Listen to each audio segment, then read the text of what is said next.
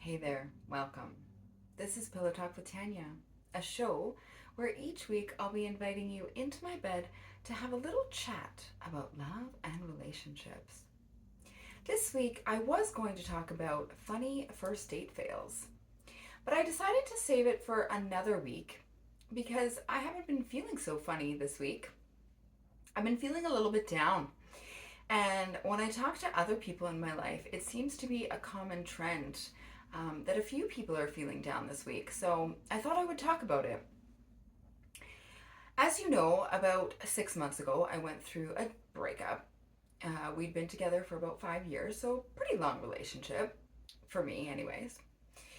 And at first, I really thought we were going to work it out and get back together. So at the beginning of the breakup, it was a lot of waiting. And then when I finally realized it wasn't going to happen that way, I had to start mourning the death of that relationship. And they say it's actually really similar to mourning the death of a person because in most cases, you never end up seeing or talking to this person ever again. So it's almost like they did die. I have done a lot of work to get through this breakup. I've done all the therapy, I've done all the journaling, all the exercises they tell you to do. I've done pretty much everything that everyone recommends. No contact, get out there, spend time with family and friends, um, invest in some new hobbies, work on yourself, all of that jazz. I've done it all. I've listened to all the podcasts, everything. And some days I still really struggle. Some days I am still sad and disappointed. And some days I still wonder what could have been. So I tend to beat myself up on those days. I tend to tell myself, come on, Tanya. I mean, it's going on a bit long now. Can we get over this? Like, why are you still feeling this way? Why are you still thinking these things? Come on. Like, it's been way too long. Let it go. But obviously, through therapy, I have learned you're not supposed to do that. You're supposed to have compassion for yourself and understanding and give yourself grace. And, if I had a friend that was going through a breakup and they were still struggling after this amount of time, there's no ways I would beat them up. There's no ways I would be like, oh my God, get over it already. I'm sick of hearing about this. I would be understanding and compassionate and continue to listen and continue to give them grace. And I would tell them, it's okay. This was a big part of your life. It's fine that you're still mourning it. It'll take time, but it'll get better. And so I try to tell myself those things too. But it often starts with the beating myself up and then I switch. But at least I get to the second part of trying to console myself. And I think treating yourself as if you were your own best friend is a good way of thinking about it. What would you say to your best friend? Say that to yourself. So that has helped, but like I say, some days I still do struggle, and I find it fascinating that your brain plays tricks on you during the process of grieving a relationship. It plays a couple tricks on you. The first one, I believe, is called limerence, which is a fabulous word. When my friend told me this word, I immediately was like, that's my favorite word, and I'm going to use it every day. And I do try to. Limerence is making some person or some time in your life out to be more fantastical than it actually was. It's similar to nostalgia. Only remembering the good times, only remembering the good parts of a person, only remembering the good parts of history. And our brain loves to do this to us. It loves to tell us that everything was so great and you were so happy and everything was sunshine and rainbows, but it obviously wasn't. It obviously wasn't. Otherwise, you would still be in that relationship, and you're not. So yeah, I find it really difficult that my brain does this because logically I know that things weren't perfect, but sometimes it likes to tell me that things were. And I often have to remind myself, like, no, like there was times you were unhappy, and there was reasons you're not there anymore. And I think that can work either way. even if you are the person leaving the relationship or the person that maybe didn't want to leave the relationship, I think that can work both ways, because obviously you wouldn't want someone to stay with you that didn't want to be with you. If they weren't happy, if they didn't want to be there, then they shouldn't be there. You wouldn't want to trap someone in a relationship.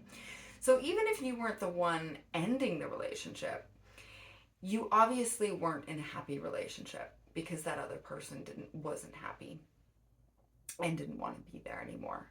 So I think that it's important to remind ourselves that no, it wasn't perfect. You weren't happy all the time. You weren't just laughing and running down the street made of gold. You obviously weren't meant to be there, and you weren't meant to be together, and that's okay.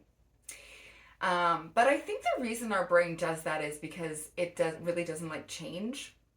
My therapist told me something great, which I am going to quote a bunch too. She said, "We prefer the comfortable hell to the uncomfortable heaven." And it's so true. We really like to stay with what is comfortable, with what we know, with what we understand. Even if it's hellish, even if you're miserable, even if you are crying every day, at least that's what we know. Our brain doesn't like the idea of the unknown. It doesn't like the dark abyss of unknowing. So oftentimes you have to force it to open that door and see what's on the other side. And often it's better. I do think, especially if you're not happy in a relationship, whatever you're going to is going to be better, even if it's being alone, even if it's being lonely. Sometimes it's going to be better.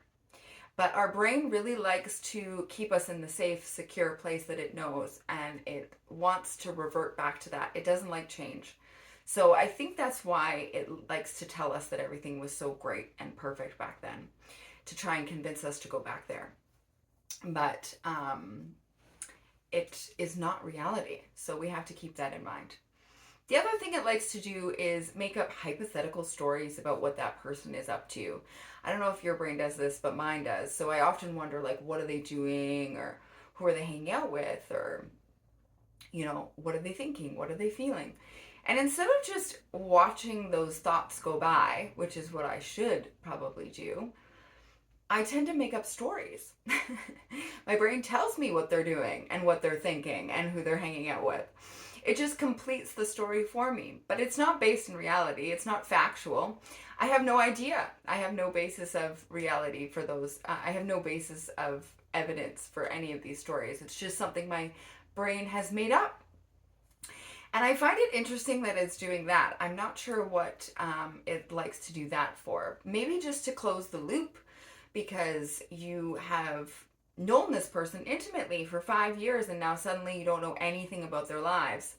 And so maybe it's similar to not liking change, but also you're just trying to complete the storyline, maybe like finding closure, like wondering what their life looks like and trying to fill in the blanks for yourself is a way of finding closure, possibly.